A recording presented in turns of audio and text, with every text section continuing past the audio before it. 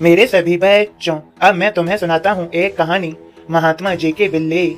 एक बार एक महात्मा जी अपने कुछ शिष्यों के साथ जंगल में आश्रम बनाकर रहते थे। एक दिन कहीं से एक बिल्ली का बच्चा रास्ता भटक कर आश्रम में आ गया। महात्मा जी ने उस भूखे प्यासे बिल्ली के बच्चे को दूध रोटी खिलाई। वह बच्चा वहीं आश्रम में रहकर पलने लगा, लेकिन उसके आने के बाद महात्मा जी को एक समस्या उत्पन्न हो गई कि जब वे साय ध्यान में बैठते तो वह बच्चा कभी उनकी गोद में चढ़ जाता, कभी कंधे पर या सिर पर बैठ जाता। तो महात्मा जी ने अपने एक शिष्य को बुलाया, कहा, देखो, मैं जब साय ध्यान पर बैठूं उससे पूर्व तुम इस बच्चे को दूर एक पेड़ से बांध आया करो। अब तो यह नियम हो गया। महात्मा जी के ध्यान पर बैठने से पूर्व वह बिल्ली का बच्चा पेड़ से बांधा जाने लगा। एक दिन महात्मा जी की मृत्यु हो गई तो उनका एक प्रिय काबिल शिष्य उनकी गद्दी पर बैठा। वह भी जब ध्यान पर बैठता तो उससे पूर्व बिल्ली का बच्चा पेड़ पर बांधा जाता। फिर एक दिन तो अनर्थ हो गया। बहुत बड़ी समस्या आ खड़ी हुई कि बिल्ली ही खत्म हो गई। सारे शिष्यों की मीटिंग हुई।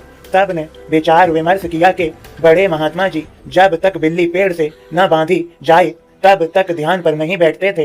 अतः पास के गांवों से कहीं से भी एक बिल्ली लाई जाए। आखिरकार काफी ढूंढने के बाद एक बिल्ली मिली, जिसे पेड़ पर बांधने के बाद महात्मा जी ध्यान पर बैठे।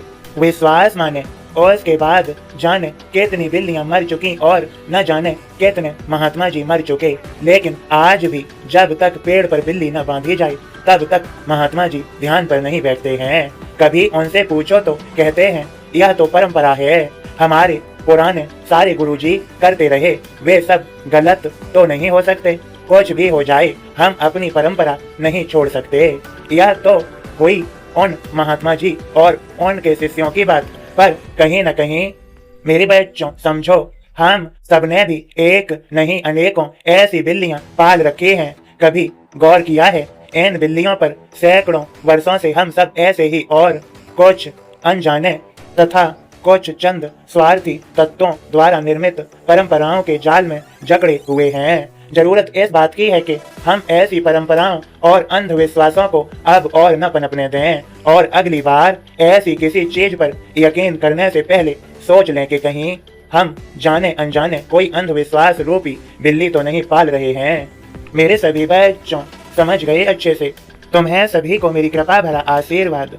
इस कहानी को, संदेश को ज्यादा से ज्यादा लाइक शेयर करें। खुश रहें। सबका मालिक एक।